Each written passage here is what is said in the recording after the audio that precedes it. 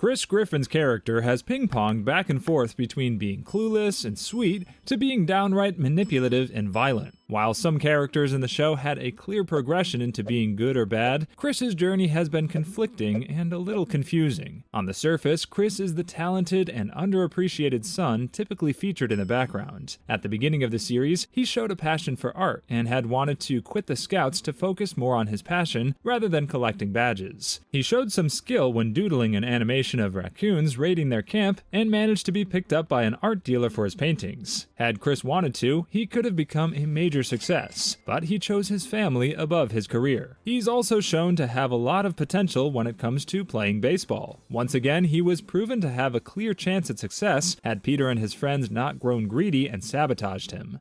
Oh, hey, fellow teens. Wait a minute. Teenagers don't have wheelchairs.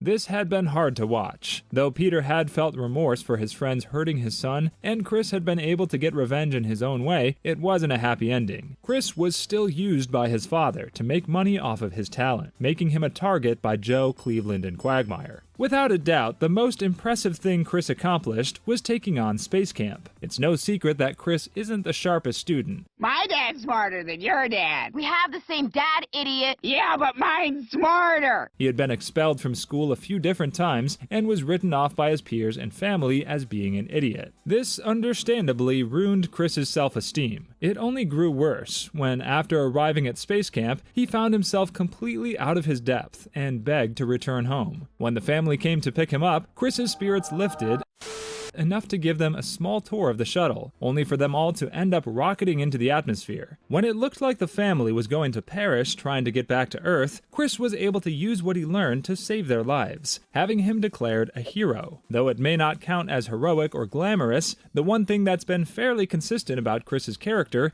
is that he does manage to have insight into what it means to make a real connection with someone, be it romantic or platonic. Yes, in many ways he's an awkward teenager, but Chris has shown to have genuine chemistry with people. When he stumbled into Meg's job, Carl immediately liked Chris and quickly favored him over Meg. Though chatting about movies and pushing off all of the real work on Meg wasn't the best, Chris was able to use it as leverage to get Carl to hire back his sister. Chris also managed to have some great relationships, at least for a while. Before popularity went to his head, he was able to treat Connie in a way she hadn't been before, helping her to realize that she had settled for less. He offered to take care of Isabella's sons while she was in Mexico, and even stepped up to protect them from being attacked. When it came to his brief romance with Taylor Swift, Chris chose to help her save her career rather than make her choose to stay with him. Even with Heather, who was no more than a doll made from stolen items around the neighborhood, Chris showed nothing but respect and adoration. However, none of that meant that Chris was perfect when it came to trying to pursue a relationship. He used Meg, helping to keep a twisted, incestuous relationship between the two of them. He moved on to using Stewie in a similar fashion, lashing out at the infant in ways he observed between Lois and Peter. When he began dating the girl he met at Brian's vet, he was soon convinced by Peter to treat her like garbage. And that's not even taking into account his weird dynamic with Herbert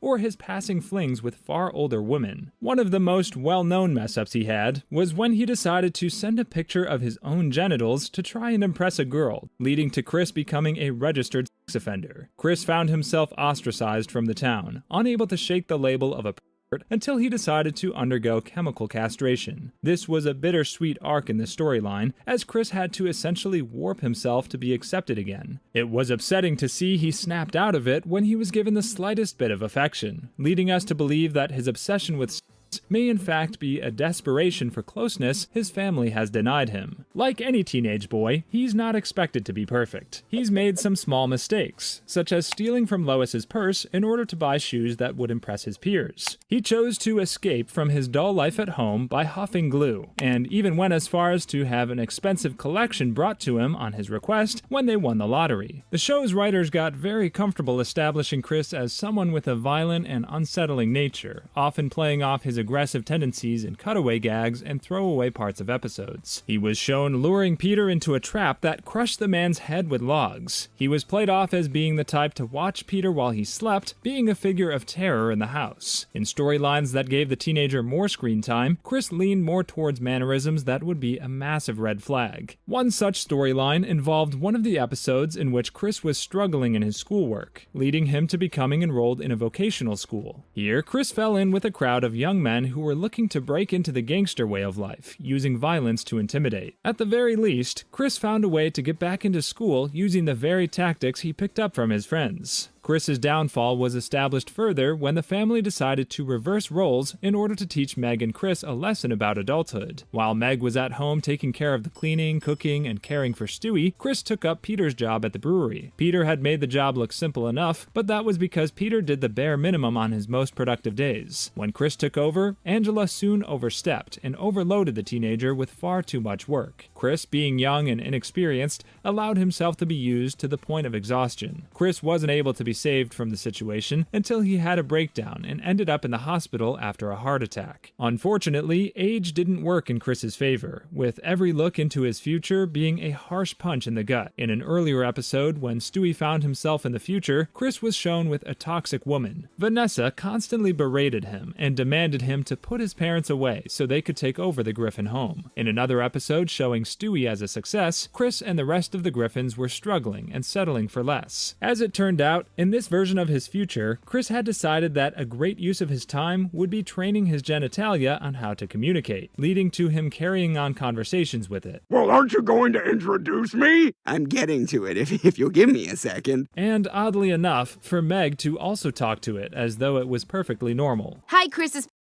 How are you? Same spit, different day. There were more than a few instances that showed Chris was on his way to a grim future, with him beginning to drink to excess and take out his frustrations on those around him. There's a possibility that Chris had this toxic dynamic with his siblings in order to avoid any outside scrutiny. After all, the only consistent relationship he had outside of his family was with Mr. Herbert, who was only interested in grooming the teen and sharing his own morbid interests. Even Chris himself wasn't optimistic about his life as an adult, seeing himself as likely ending up as a bus driver that parents didn't trust to be around their children. Chris may be able to be saved from a life of hardship. There have been bursts in which he's been able to help in his own way. When Meg had her delusion of Seymour, Chris was able to get through to her and promised to get her help before taking her place at the accident. Though he should have sought outside help considering it was Meg, it was also likely that no one would have taken Chris seriously. Chris has also been shown to have a desire to run his own business and show some independence. Chances are his time working at the brewery and being used by Angela did show Chris his worth. It wouldn't be out of the realm of possibility that the trauma of that ordeal is what pressed Chris to try and run a business on his own terms. Unfortunately, it's very unlikely that Chris will be built up now that he's fallen so far from grace. The show's writers appear content with the idea of keeping Chris dull and unappreciated, capitalizing on his outbursts of rage and his laziness. But what do you all think? Do you think Chris will stay the reckless and subpar character he is?